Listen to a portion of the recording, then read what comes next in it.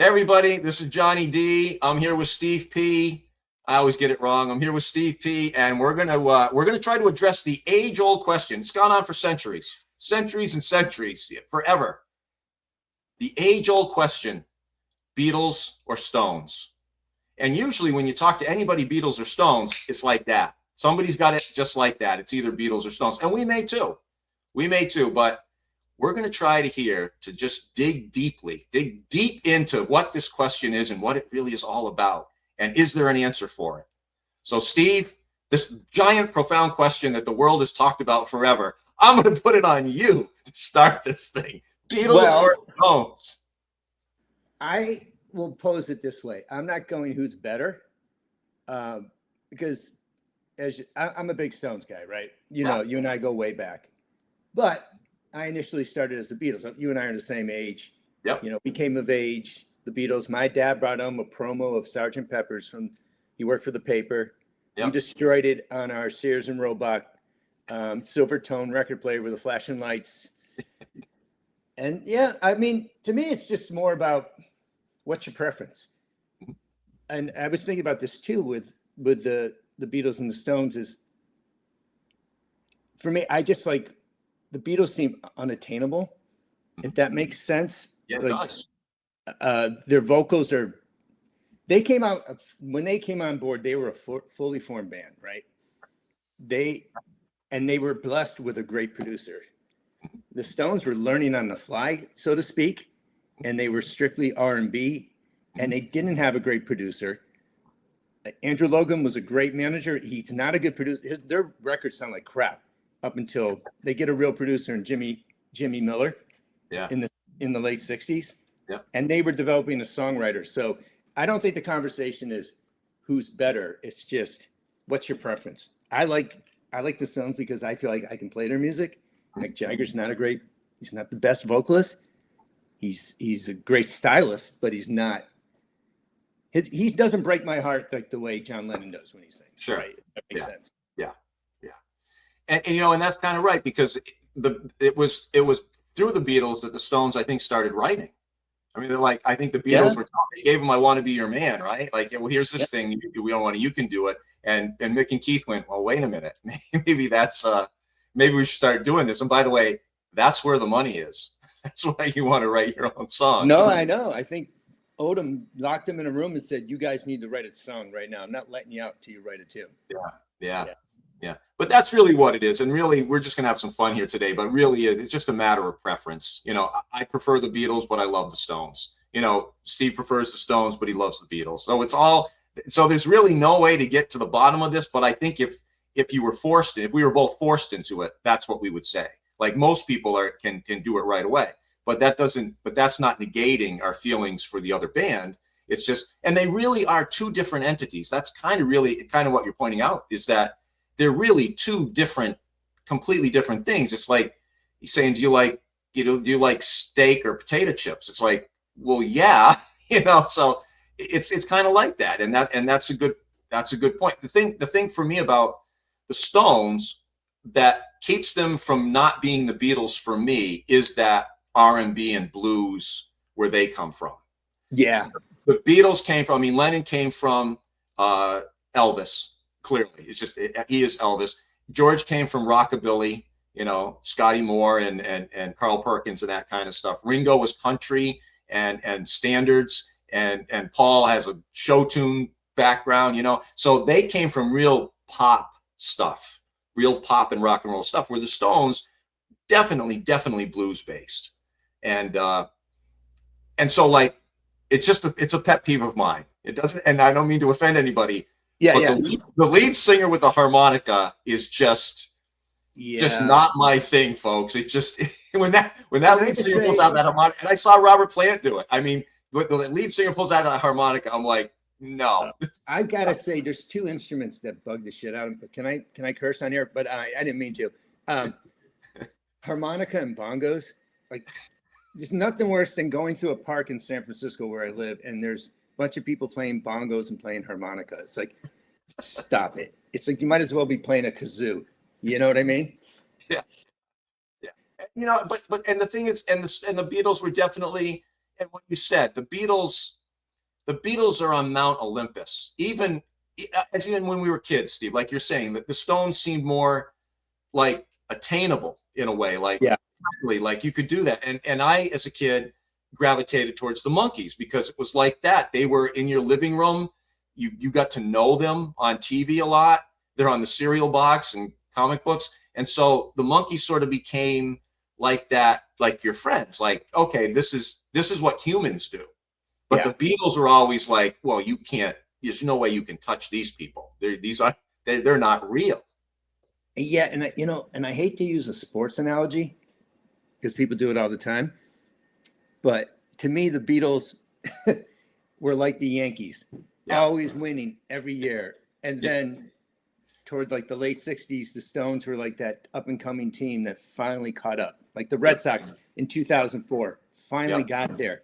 And that's the way I look at it too, is and then the Stones took off in the 70s, man. The Stones, really, the 70s, maybe that had something to do with the Beatles being gone. I don't know. But the Stones really came into their own, which actually speaks to your, they started out really raw and they had to build and build and build. And by the time they hit the early 70s and by the later 70s with Some Girls and all that kind of stuff, these guys are owning the world at that point.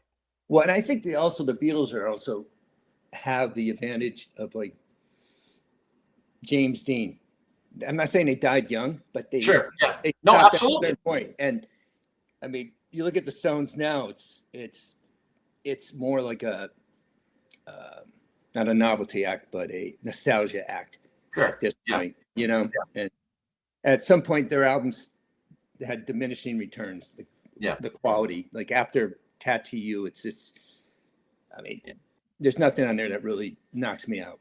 Well, you got that other aspect of them too. And the other thing that sort of keeps the Beatles up there and sort of keeps them pristine and perfect is because, they ended after a run and that's what it is. We've got this capsule of this is the Beatles and where the Stones went on, but the Beatles stayed that entity the whole time, those four guys. The only issue I have with the Stones is the issue that I have with the Who and all these other people and Kiss, all these other people now, is that back when we were young and they were younger, it felt like they were a band. And I think they felt like they were a band because when Brian Jones dies, they go get a guitar player who's now a member of the band, right? This is what happened. And then he leaves and then they get a guitar player who's a member of the band. And even the Who, when Keith Moon died, Kenny Jones came in and he's a member of the band. That doesn't happen anymore. Charlie Watts passed away, Bill Wyman, packs it in. They don't, here's our new bass player, have a press conference, and here's our new guy in the band. They just got guys. Now they may have the same guys playing, but they're not members of the band. They're basically their backing band for Mick and Keith and Ron. That's what it is. And same with Kiss, Kiss, when Peter and Ace first left, they brought in guys that had their own individual character. And then it reached the point where, we're just going to make them look like Ace and Peter.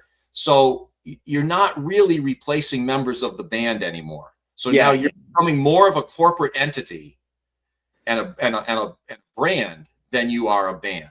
And that's always bothered. And so it's not just the Stones. A lot of bands do this. No, I think you're right. The other thing, it's kind of interesting too. I would say both bands have my two favorite drummers. Mm-hmm. Yeah. But there's different styles. I think Ringo's more creative, but Charlie's got more of a groove. I think he's got a better drum sound. Here's my one criticism of the Beatles, and it drives me nuts. Who told Ringo to put tea towels over the snare drums? I hate the Beatles drum sound from like the White Album on. They sound like crap because they sound dead. Who said to him, put towels over your snare drum? It drives me crazy. Well, probably Paul, but what has happened as the years have gone on, and I'm not big on the remixing and the remastering stuff, but I mean, Ringo's drums are much more up there, much cleaner, much more powerful in the remixing and the remastering.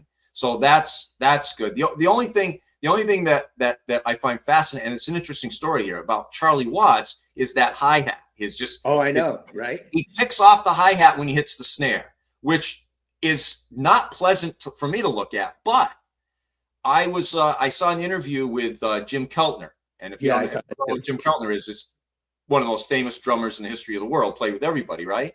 And Jim Keltner said he learned from that because he was at a Stone session or mixing or they were mixing or something, right? And the engineer that was dealing with it, or the producer, was like, "This is great, man, because we're getting a clean snare hit every time. We're not getting the hi-hat in there with it." So I guess there was a plus to it. It looks cumbersome to me when I watch Charlie play that way, but I guess you know, from a recording process, it might actually be better. Well, it's against your, like, you know, I play drums. I'm like, I want to do that. Yeah, it's no, those two they're like they don't get enough credit for their drumming. Like to me, a great drummer is not just somebody who can play three paradiddles in a row. You know, like I'll get in trouble. I don't find Neil Peart that good. You know, I think technically is, but I don't like that. The math of that doesn't appeal to me. Yeah, me either. Me either. Yeah, and they're a great drummer will make like an average band a great band, right? And you know, there's this whole thing about Pete Best. Pete Best, he sucked. I'm sorry, you listen to those things. He doesn't have it. No. Pete Best, and people try to defend him. And I've even seen talk shows that go back to like the 80s where Pete Best is on and there's people with him saying, "Oh, he was a better drummer than Ringo," and all that. You listen to the Decca audition tape. You know, they did like 14 or 16 songs on Decca audition tape. And you can see his timing's not good. It's sloppy and cumbersome. Not distinctive either. It's not. Oh, no, there's nothing distinctive about it. So when Paul says, you know, when Ringo would sit in with them, or that first time Ringo sat in with them, he wasn't even a member of the band. They just needed a drummer that night, and Ringo was the drummer. Paul goes, "Wow, this is really something," which, being a musician myself, I understand. You know, it's almost like if the drummer's not there, it's like you got this gaping hole in the music. And then that drummer comes in, it's like, wow, that's now it feels good. But and to not put down Charlie, you know, you're saying Ringo probably more creative. Ringo, I think, had more opportunity to be creative. Yes, because that's the other thing. The Stones are just, for the most part, they're one type of music. Yeah. The appeal for me for the Stones is it's gritty. Mm-hmm. I mean, you listen, those albums, they're not in perfect sync. You know, there's mistakes, which gives it that, like I said, oh, I can play this, you know, but then you really can't because it's their own personality, right? Sure. And that's what I love about the Stones. I think it must have been 78, maybe when Some Girls was out. They were on Saturday Night Live. Yeah. Kind of a sloppy mess. And I thought it was phenomenal. Because that's rock and roll, man. That was great. That was absolutely great. Yeah. You know? And then the other thing I would say too is the rhythm sections. Paul gets all the credit he should. He's a great bass player. But I was before the show, I was listening to the thing I like about the mono mixes for both. You can really hear the bass because it's not washed in those stereo mixes of the time. Yep. Bill Wyman's a great bass player. I was listening to Under My Thumb. Oh, his bass is it's thumping. It's so good and groovy. For me personally, well, first of all, and you can talk about great bass players and you know, and all this. Yeah. My favorite I think the greatest bass player that ever lived is Paul McCartney for multiple reasons. I just think, but my other two favorite bass players are Bill Wyman. I mean, because this, you know, a lot of it is just a lot of those open chords and stuff with those Stones, but it's that bass that intertwines between everything that really gives it the impact. And I also love John McVie of Fleetwood Mac. I mean, he's a lead instrument in those songs. He's so great. He's absolutely great. And Mick Fleetwood's a great drummer too. He gets a lot of slack. Yeah. He's just got taste. Yeah. You know? Yeah. But to go back to your other point about them, Neil Peart and people like that, my feeling about, and this is where I come from. And again, everybody's different. I mean, everybody hears music differently. They love what they love for whatever reason. I love music because I grew up with AM radio. That's why I love music, because I heard Meet the Beatles when I was 3 years old, and then that was it. And I grew up with AM radio and all of that. So that's why I love music. Now, if I'd grown up with opera in the house, that might be why I love music. But I grew up with AM radio. And so for me, it's all about the song. Yeah. I don't care how many notes you can play. I don't care if your fingers catch on fire. It means absolutely nothing to me. It's what you bring to that song to make that song the best it can be. Yeah, and So, it's not knocking the Rush. It's just like that's not my. no, that's it's not. It's not for me. I'm not knocking them at all, and they're incredibly talented musicians, and I give them all the credit in the world because I don't enjoy their music, but they stuck with it. That's what they did. These guys were touring bars in Canada, playing that music when nobody knew who they were. I have the utmost respect for them, absolute respect for them, but it's not for me. You know, it's funny you say about if I grew up with opera. I grew up with show tunes in my house. I hate show tunes. I don't, and I can recite all of Oklahoma, all of Carousel. I never need to hear those again. I just don't get musicals. I just want to go on record right there. Yeah, I never break out in the middle of the street to sing a song. Maybe I do, and maybe I should be locked up. But you know what I mean. You know, I'm not gonna start tap dancing and start. Yeah, just don't get me started on musicals. Yeah, no, you know what? And that's the thing. I've come to appreciate them as I've gotten older. You know, I mean, as a kid, you know, Saturday afternoon, you want a Western, a war movie, a horror movie or something, right? If it was the musical, you go, oh man, it's a musical on today. So I avoided them like the plague. And then, I don't know, maybe 30 years ago, 25 years ago or something, I actually sat down and watched Sound of Music. And I'm like, wow, the music's great, and this is a great movie. So that sort of got me into it. And then first getting Turner movies, right? And just trying to find something to watch. And one night I just fell upon Fred Astaire and Ginger Rogers. And like, I'm in love. I mean, I'm in love. I couldn't watch enough of them. So I agree with you, but I've sort of warmed to them a little bit. My Saturday morning was my parents cranking out like this one. Bernadette Peters was it. Max and Mabel. They would crank that. And then Finnegan's Rainbow. It's like, my parents, you know, they were in community theater, right? My dad directed. I was the stagehand for Sound of Music. So at the Wilbraham Community Theater, I had to deal, oh my God, seriously. And everybody over enunciates when they sing in those shows, because you have to, right? Because it's theater. But anyway, we're going off. Yeah, your Saturday mornings were that. My Sunday mornings, my father would terrorize me with polka. That was what I would get in the morning on the radio. Hey, can I just say, you know what heavy metal is? This is what heavy metal is. It's a polka beat with flamenco guitar.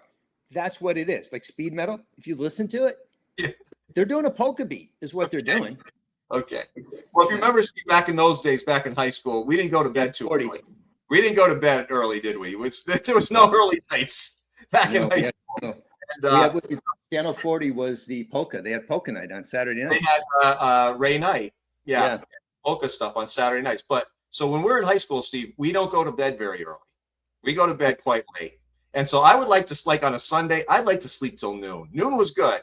The game's on at 1, right? If I sleep till noon, I can get up, get ready, get something to eat, watch the pregame and watch the game. So I'd sleep till noon.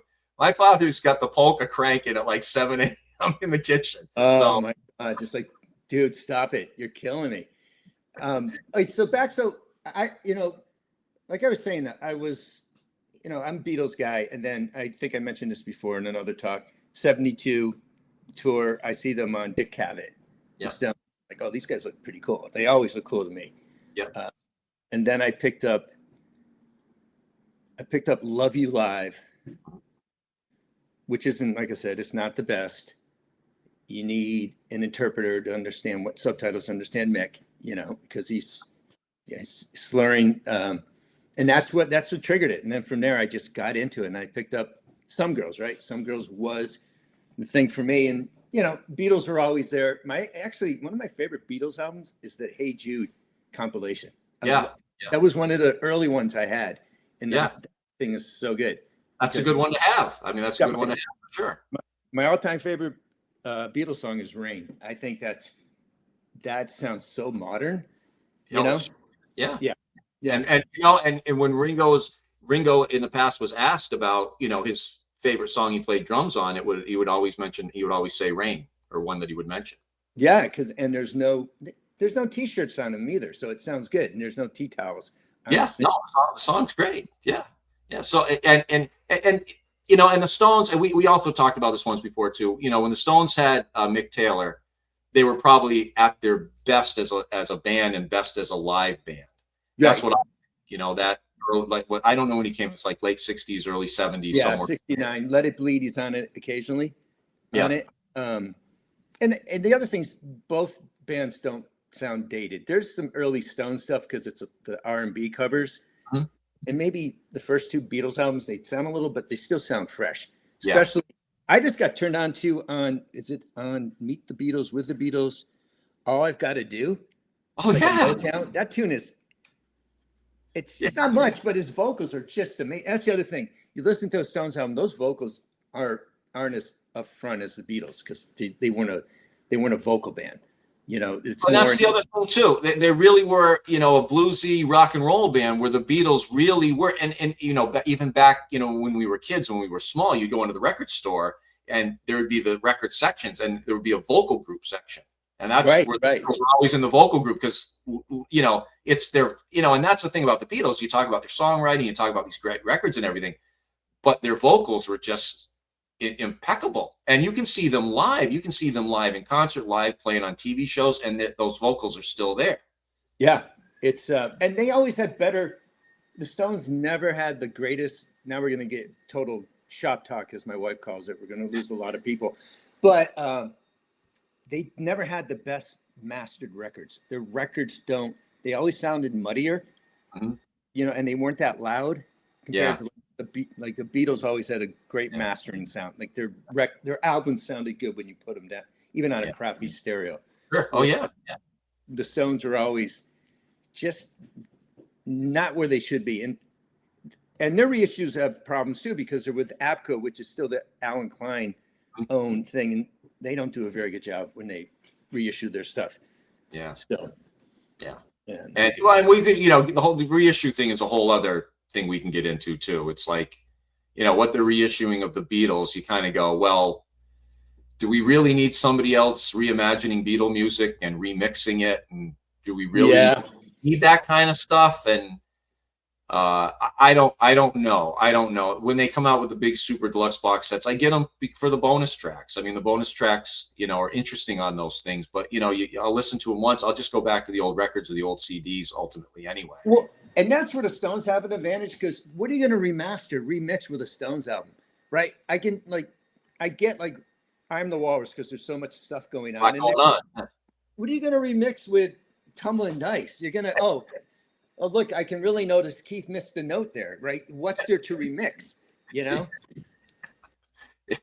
You're right. But that's the kind of the point when you say Beatles or Stones. And that's always been my feeling about it. I mean, I always fall down with the Beatles because I'll take the Beatles over anybody. It's not just over the Stones. I'll take them over anybody. But, you know, it really is not, it's not a fair comparison.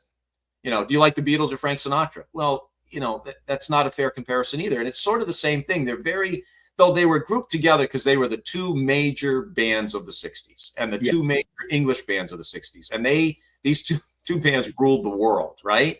So of course you're always going to compare them, and they knew each other and they, you know, and all that. So you're always going to compare them, but they're really two completely different entities. So it's really impossible to really compare them apples for apples, but absolutely everybody has their preference. And usually it's like that.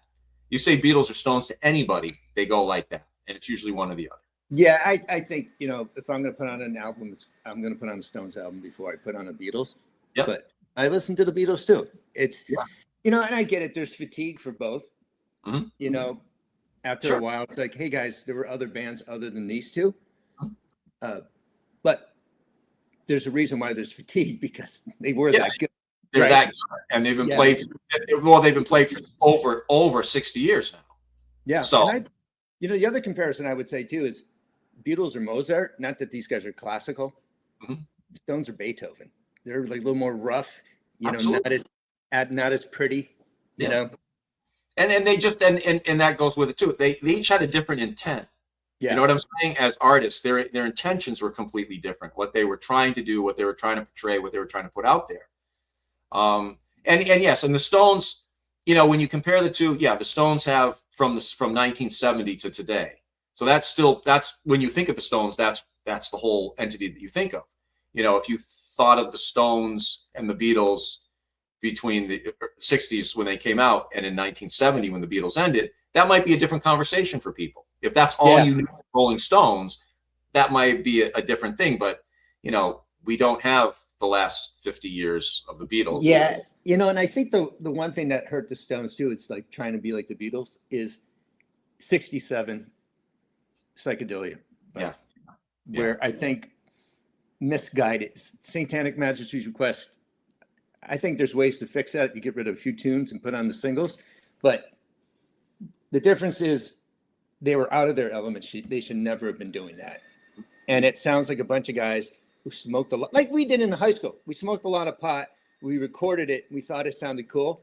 And then you listen to it, it's like, oh, these guys have smoked a lot of pot, and it's recorded it. And it's and they're trying to, and in some ways it's trying to be kind of trendy by picking up off the Beatles, but maybe a little darker way, you know. And so you're kind of on their coattails, kind of doing that, and it really wasn't meant for them. I mean, the Beatles were the type of band where they morphed into these different things naturally.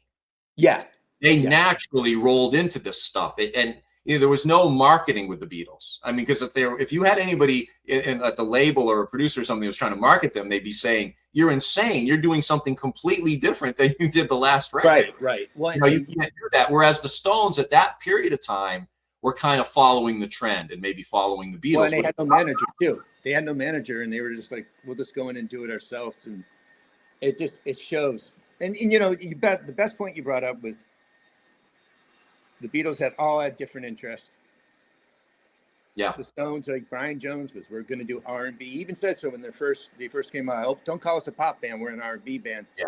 But the thing, they had Charlie Watts, who was a jazz guy, so it added something different. But they were all one mindset for the most part. Whereas the Beatles had all this different, which gives it more variety, I guess you could say. Absolutely. And it made it more interesting probably for them as the musicians and working with each other, because everybody brought something different to the table. You're right, where the Stones were kind of all one thing. So I guess what it comes down to is, you know, I don't think we got to the bottom of anything here, Steve. No, I know you didn't.